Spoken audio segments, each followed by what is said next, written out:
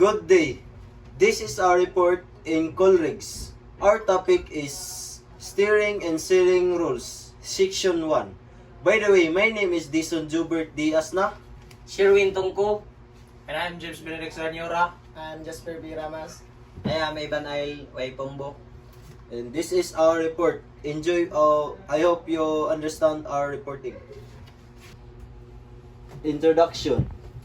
The International Regulation for Preventing Collision at Sea established guidelines to ensure safe navigation and avert collision. Section 1 of the Steering and Sailing Rules emphasize the conduct of vessels under any visibility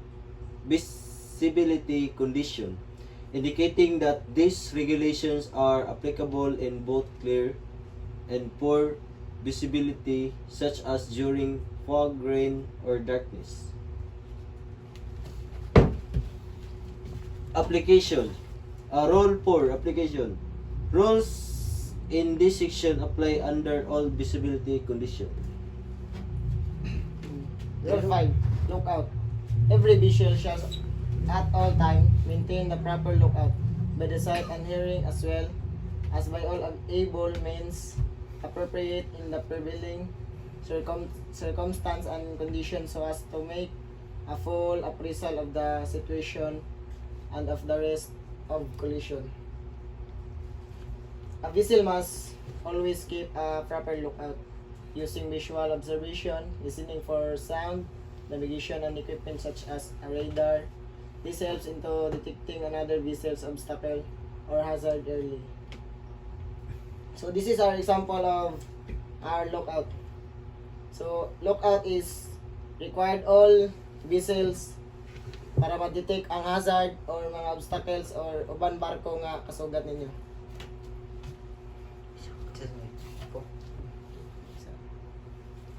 Rule 6. Rule 6. Safe speed. Every vessel shall at all times proceed at a safe speed to that she can take a proper and effective action to avoid collision and be stopped within a distance appropriate to the prevailing circumstance and condition. Rule 6. Safe speed. By all vessels, the state of visibility, the traffic density, including consideration of fishing vessels or any other vessels, the maneuverability of the vessel with special reference to stopping, distance, and turning ability in the prevailing conditions. At night, the presence of background light such as from shore lights or from back scatter of her own lights. B. The state of wind, sea, and current, and the proximity of navigational hazard. That in relations to the available depth of water. Additionally, by vessels with operational radar. The characteristic, efficiency, and limitations of the radar equipment, any constraints imposed by the radar range scale in use, any constraints imposed by the radar range scale in use, the effects on radar detections of the sea state, weather and other sources of interference, the possibility that small vessels as and other floating objects may not be detected by radar at an adequate range. The number, location, and movements of vessels detected by radar.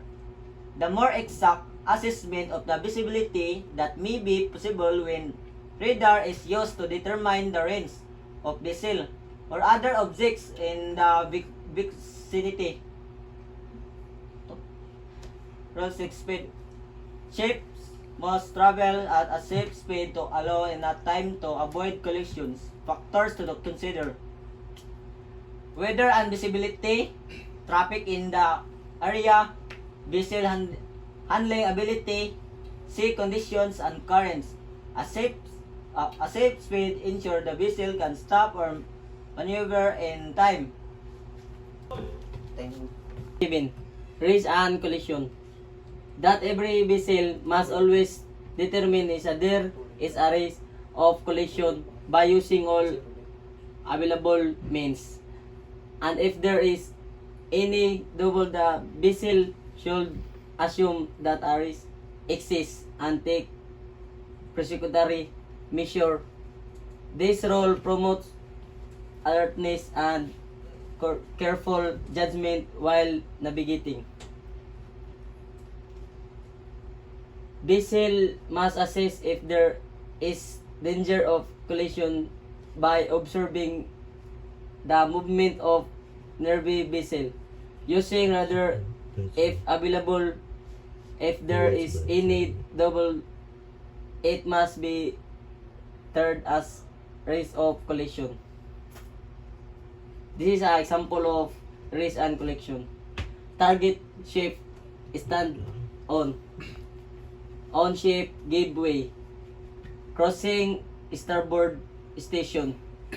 Target ship head on ship, target ship on ship.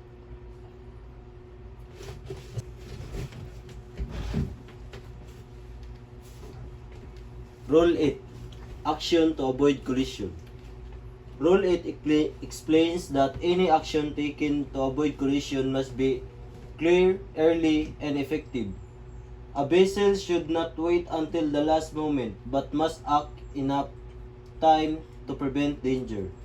When changing course or speed, the action should be large and noticeable so that other vessels can easily understand it. Small or unclear movements should be avoided because they may cause confusion. If there is enough space, changing course alone is often the best action as long as it does not create another risk.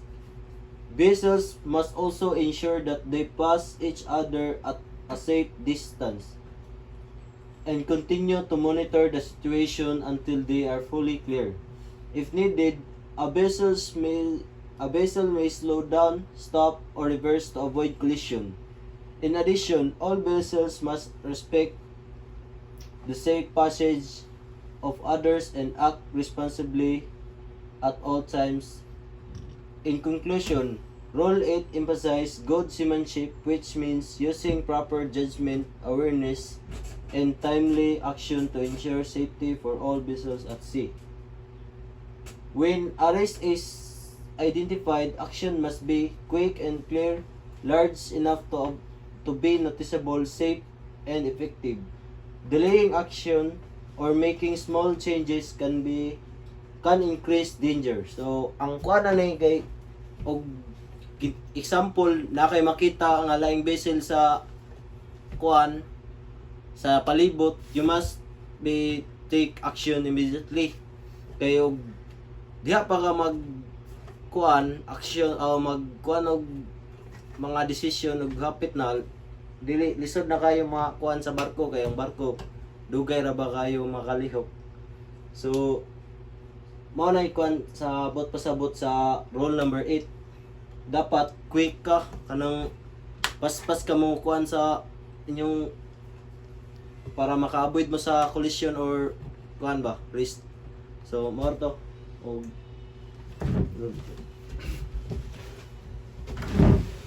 Rule number 9. Narrow channels. A vessel proceeding along the course of a narrow channel is a fairway should keep as near to the outer limit to the channel or fairway which lies on her starboard side as is safe and practicable. B. A vessel of a less than 20 meters in length or a sailing vessel should not be impede the passage of a vessel which can safely navigate only within a narrow channel or fairway.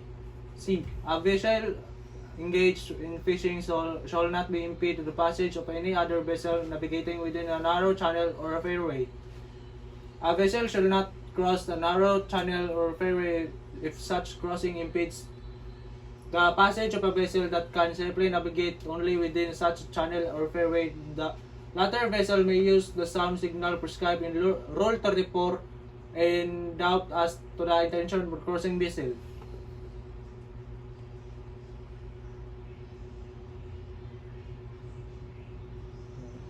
In another channel or fairway, when overtaking can take place only if the vessel to be overtaken has to take action to permit safe passing. The vessel intending to overtake shall indicate her intention by sounding appropriate signal prescribed in Rule 34. The vessel shall not be overtaken shall, if in agreement, sound the appropriate signal prescribed in Rule 34 and take steps to permit safe passing. In doubt, she may sound signals prescribed in Rule 34. This rule does not relieve overtaking vessel of obligation under Rule 13. Vessels shall be obscured by an intervening obstruction shall navigate with particular alertness and caution and shall sound appropriate signal prescribed in Rule 34. Any vessel shall, if the circumstances of the case admit, avoid anchoring in a narrow channel. So, mao ni siya ang example sa narrow channels. When operating in narrow channel, stay on the right starboard side. Do not block larger vessels. Avoid crossing if may cause danger. Rule number 10. Traffic separation schemes. This rule applies to BCC areas where the vessel traffic is organized into lanes to reduce the risk of collision. So, similar routes to on land. Ships are required to follow the correct traffic lane. Move in the general direction of the flow and keep to the right side of the lane. Vessels should avoid crossing traffic lanes, but if crossing is necessary, it must be done at the right angle to ensure safety and minimize time in the lane. Smaller vessels, fishing vessels, and sailing vessels must not impede the safe passage of larger ships navigating within the scheme. Additionally, vessels should avoid anchoring or stopping in these lanes unless absolutely necessary. In conclusion, Rule 10 promotes a safe and organized movement of ships in congested waters, helping to prevent accidents and ensure smooth navigation. So, mga example sa traffic separation schemes. Vessels should follow designated traffic lanes, busy or confirmed waters. Enter and exit proper points and avoid crossing lanes unnecessarily. Keep clear separation zones if using the lanes. Maintain proper lookout and safe speed near the schemes. So, ang kuha na kay bawal ka mo agi ni sa mga highway sa mga dagkong barko sama bawal mo agi ang mga small boats kaya ng mga fishing vessel o kuan apil pa ng mga sailing vessels. In conclusion, steering and sailing rules emphasize the fundamental principle of avoiding collisions at sea. Every vessel, regardless to the type or size, must maintain a proper lookout and navigating at safe speed, and take early and decisive action when there is any risk of collision. The rules prioritize responsibility, vigilance, and proactive decision making, ensuring that all mariners operate safely and cooperatively to protect lives, vessels, and marine environment. Following these rules not only minimizes accidents but also fosters a culture of safe and disciplined seamanship. And that's all. Thank you.